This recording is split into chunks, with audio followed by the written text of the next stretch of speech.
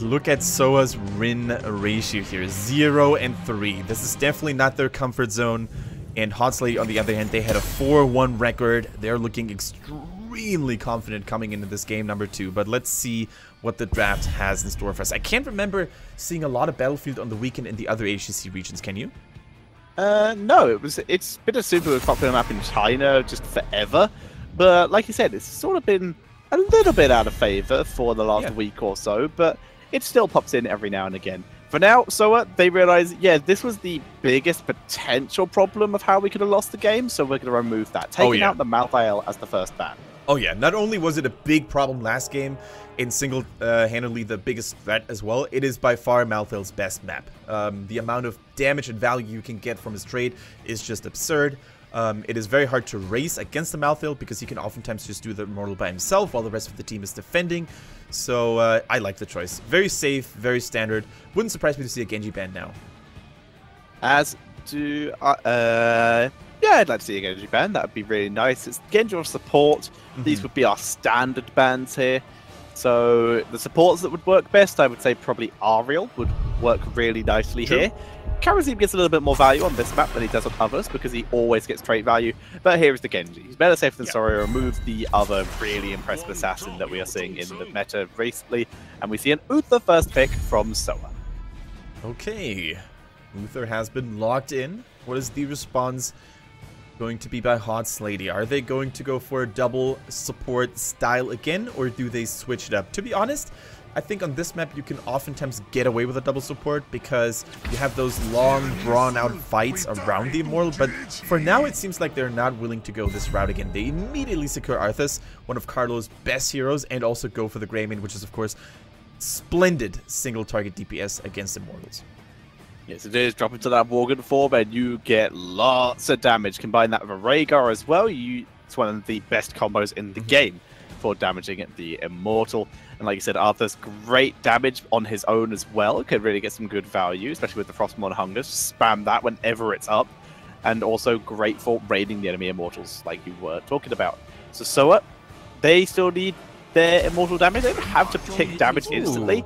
They go for Cassia over Valor here, but the blinds versus the Greymane going to be effective, and she does have a talent that allows her in the late game to ignore armor, so even better against someone like Arthas. So cool to see.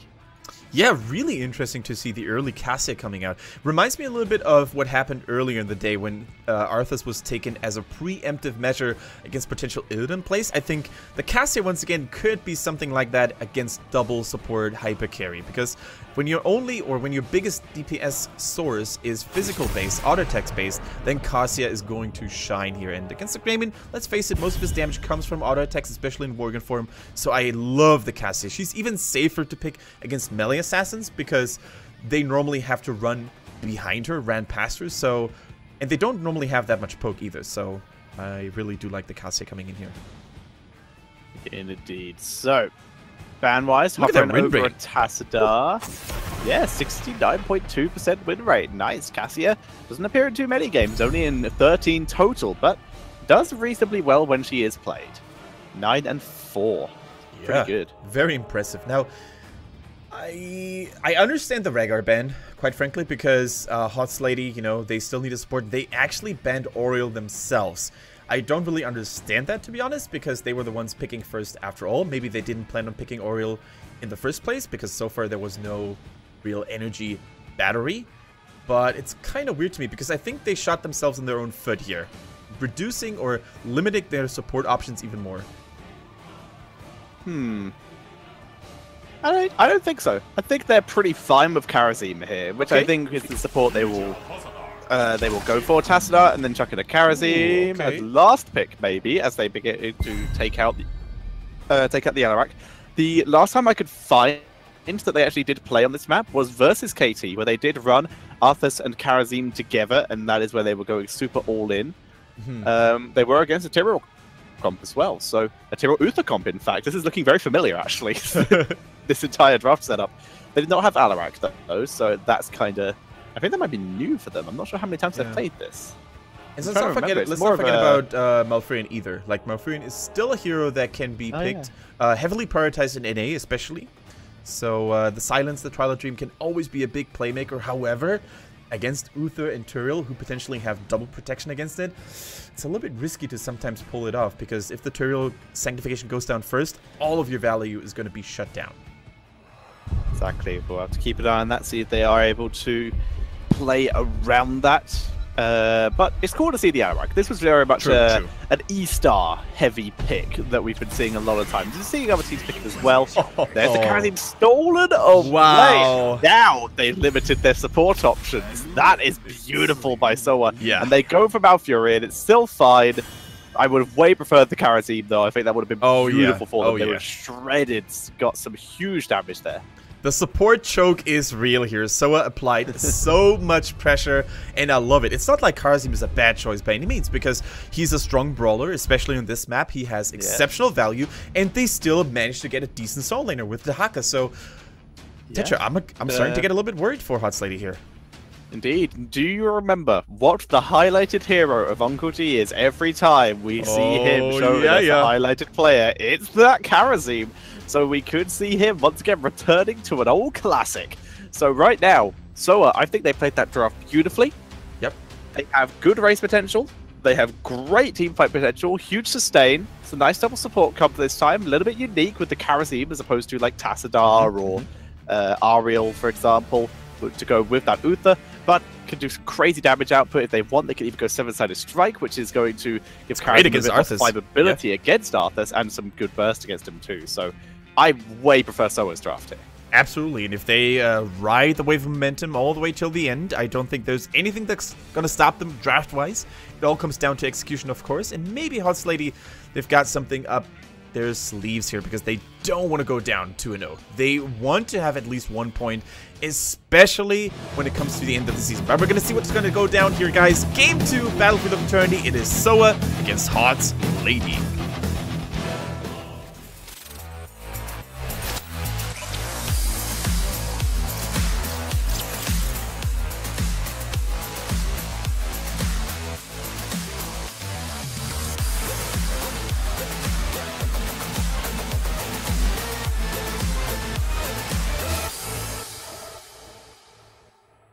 And on Battlefield of Eternity, we have two teams who are eager and desperate to get some points under their belt. In the left-hand side, we have the blue team known as SOA, with Faye on the Uther, Uncle G on his trademark Karazim, Tank over on the Haka, Spark Busy on Turiel, and Cassie being played by Shy.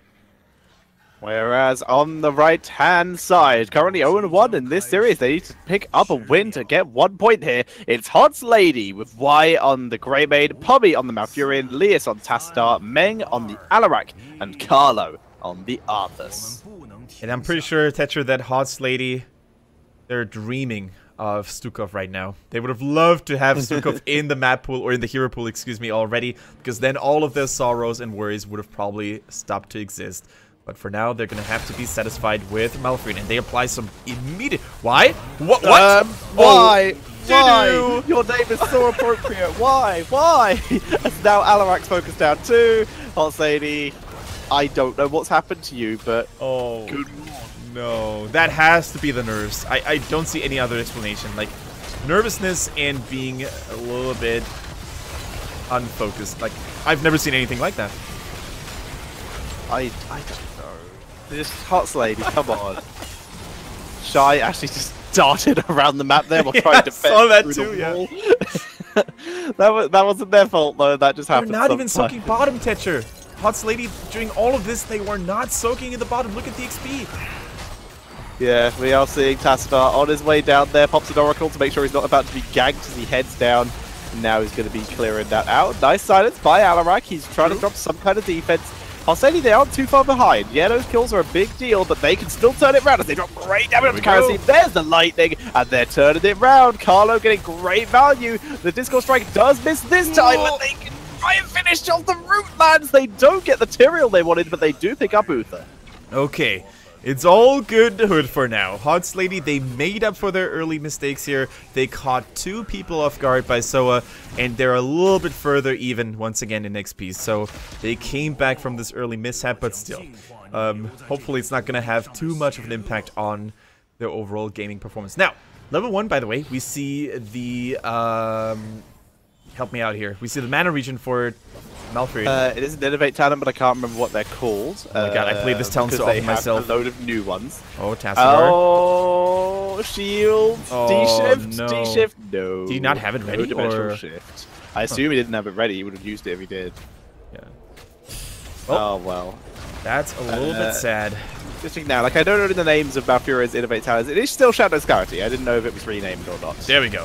Because he does have more of them now.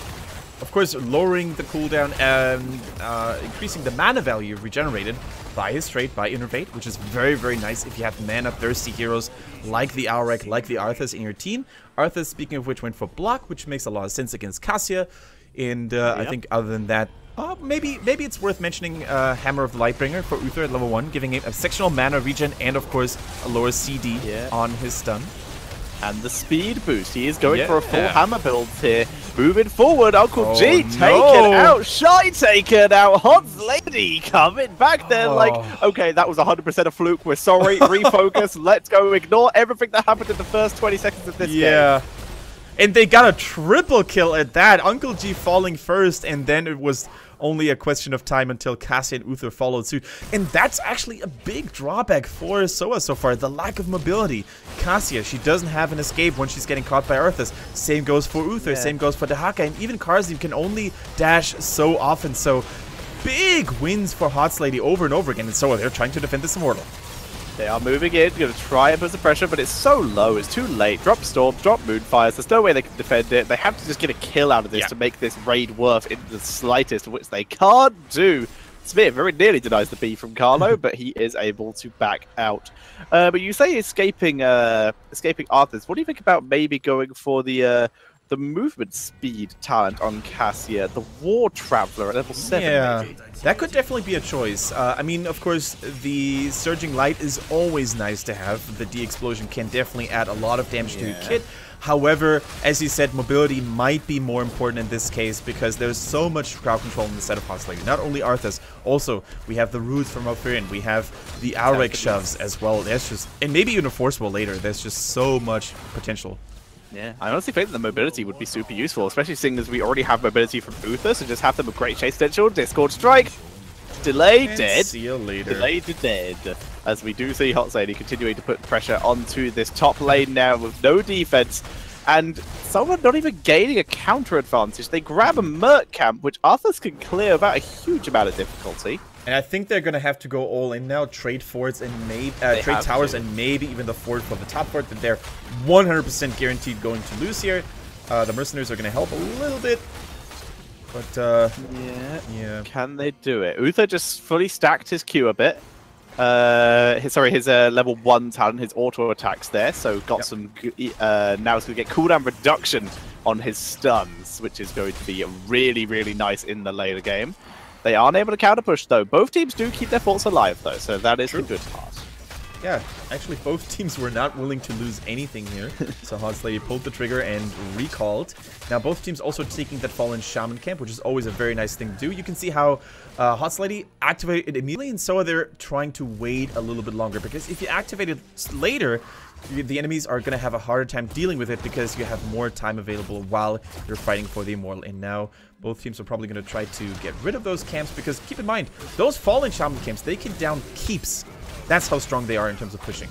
Exactly. They can't do anything to a core, but they can certainly put pressure onto a keep.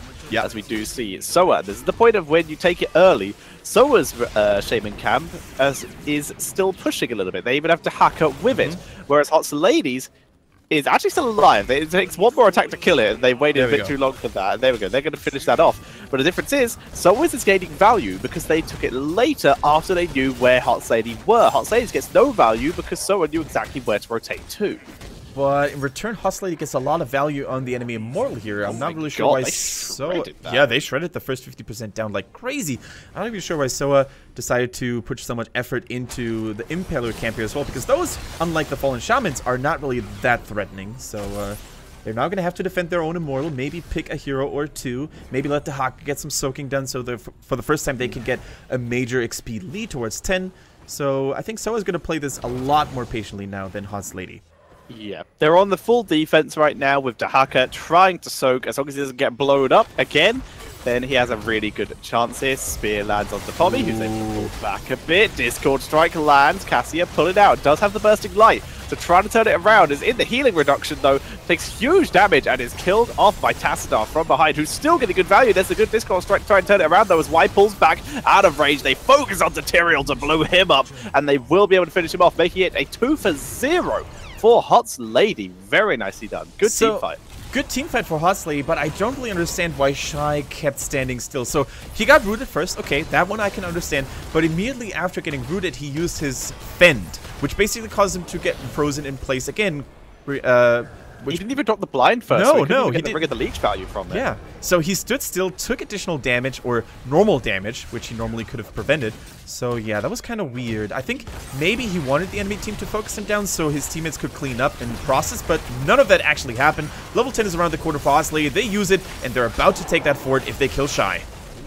Beautiful micro by Shy this time, though. Able to stutter back and forth. Doesn't get killed by the lightning, but was stuttering back and forth, getting full damage output without missing a single auto attack, and was getting armor value against Greymane. Was timing those movements really well to try and block the majority of Greymane's auto attacks. It was really beautifully done. It's now they turn around and even make the double Discord Strike, but they're still alive, pushing through into the sanctifications. They focus onto Malfurion, who got destroyed there. Yeah, this is the time for SOA to retaliate. This is where they need to get a couple of kills and maybe even get a counter push done here. Lias falls. Carlo, he's in no man's land. Arthas can only move that fast, and that is not very quickly. They should be, though. Yeah. They keeps taking, well, their front walls taking some damage. There we go. They're pulled back. Okay. They were going to put a little bit of pressure onto top lane, though, with the hacker. But yeah, that shield's still pretty high.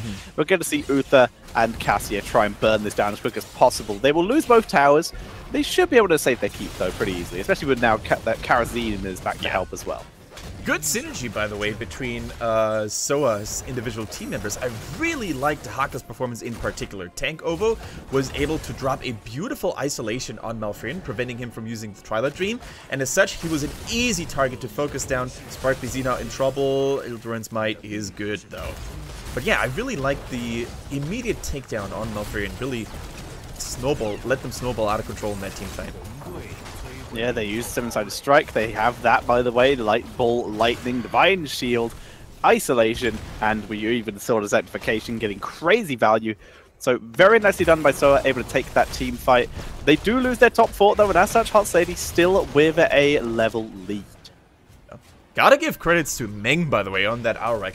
Did you see the damage that he was able to put out on his Discord Strikes? Yeah. It's insane. And that, of course, hails from a strong early game where he was able to hit multiple people, get a couple of kills there, and as such, his power spike at level 12 or 13 with the Rite of Rakshir most likely is going to be insanely scary. Yes, I am very fearful of that Rite of Rakshir, especially the sound effect when it's used against you. I invoke the Rite of Rakshir. No, please don't. You get very nerve-wracking. One of the more dramatic of sound bites in the actual game. As we do see both teams just clearing up each other's mercenaries. Neither one looking to super fight. Hot Lady wouldn't mind it as they have a talent advantage, but SOA are pretty close. They're not going to force anything when they don't need to. Instead, they're going to push up. If SOA come to defend, sweet, we'll take a fight when we're up a talent, but we don't need to. Yeah, Greymane, for a long period of time, didn't really decide on which level 13 talent he would go for. We're used to seeing on the prowl, but he didn't go for it, Tetra. Yeah, he went with that's the extra range on disengage and the what's it called? What is it called? Feral Lunge? No, not Feral Lunge. No, that's a Rhaegar talent. I'm gonna look it up for you. It's something in Engage. I cannot remember what it's called. That's tilting me that I can't remember. It's such a commonly used ability. I hoped you could help me out there, which is why I passed the ball to you. But I've got you covered. It is the Running Wild. Running Wild. But what is the name of the Engage ability calls? It's something and disengage. What is the Unfettered Assault? Unfettered Assault. Thank you. There we go. That's what I was tilted about. I couldn't remember that name of that ability. So Dark Flight. No, Dark Flight is what it was called. Where you actually leap in. That's what it's called. Okay. Yes, that's what I was thinking of. Thank you, chat. So We are seeing both teams playing on the defense this time, but Hot Lady with a small advantage, they were able to get a little bit of damage onto SOA's Immortal before they did so. Oh, we also saw the blue quest talent notification on Tassadar. He's now fully stacked on his auto attacks, which deals more damage and has a longer range as well. And that makes Tassadar extremely annoying to deal with. Look at that damage on Shy as well. No damage mitigation against Alrek, of course. Whew. Shy going so far forward thanks to that fend. Carlo moving forward and found a spot BZ, just slowing him down. Dahaka needs the tunnel. Oh no, the overlap already dropped. Yeah, the overlap is a disaster here for Tyrael, but he is at least going to live. Ball Lightning's going to get very little value here, but Arthur's taking so much damage from the seven-sided and the Ball Lightning combined that it might be worth as they're turning it around. Counter-Strike! Moving in, Counter-Strike nearly killing Shy, but the heal from Uther keeping him alive. The good stun, and down goes Shy. Now it is Y disengaging with the extra range and turning it around, taking out Spark BZ2, tag Ovo, and Y will survive the explosion, and that is going to be potentially a full team wipe. One more! Come on, roll. Just rolls in front of him, able to pick up the kill. What a show! Full team wipe coming in from Hot's Lady. And I gotta say, Shy on the Cassia, he survived so much, but then he got also hit by an immortal stun, and that was basically the nail in the coffin. That would cost him his life, and if he hadn't walked into that, we're gonna see it in the replay here as well, but that was the major crux as well, the overlap of Divine Shield and Sanctification, basically mitigating so much value they could have otherwise had. The Divine Shield could have maybe been used on Shy here in that very moment. Look at how much he's pressured by two people, the Counter-Strike, and then he walks in, boop, and gets stunned. That could have been a nice moment for Divine Shield to be used. As such, SOA lost the team fight, rightfully so, because of miscalculations on their heroic abilities, and Hot's Lady is now in full swing. They're coming out strong with this. Actually, they haven't taken it yet. I thought they would have it.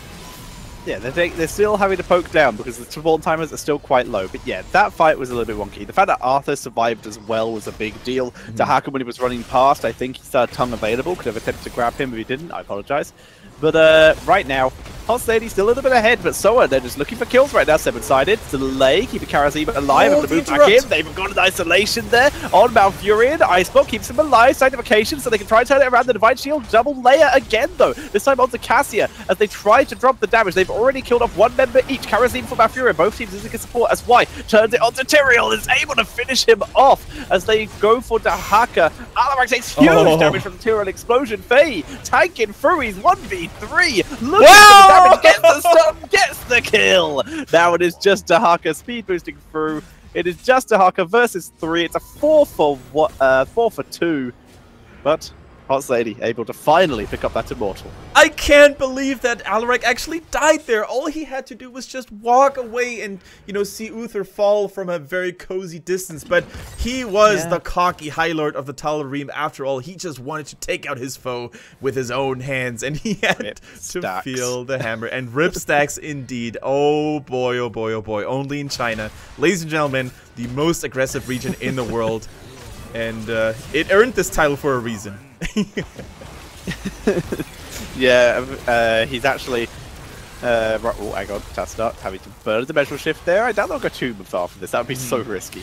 But yeah, Alarak right now feeling in fact a bit masochistic as opposed to sadist after losing all those stacks. Here comes the Ball Lightning. Twilight Dream grabs Cassia, so she's just trying to stay micro heavy right now and keeping that armor up.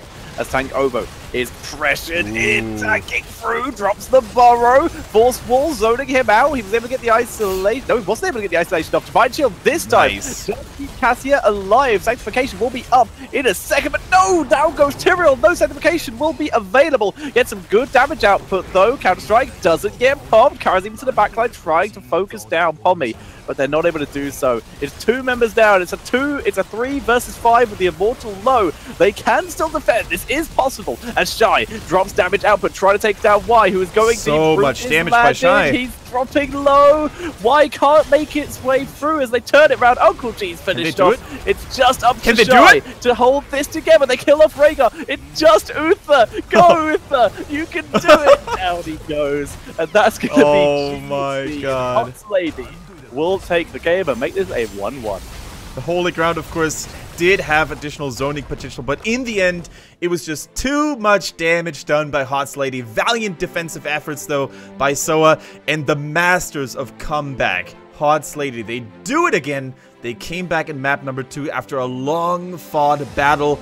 And I gotta give kudos to Meng. I think that was his strongest performance on any heroes throughout the season. We gave him some criticism earlier in the season, but he's definitely shown up strong today.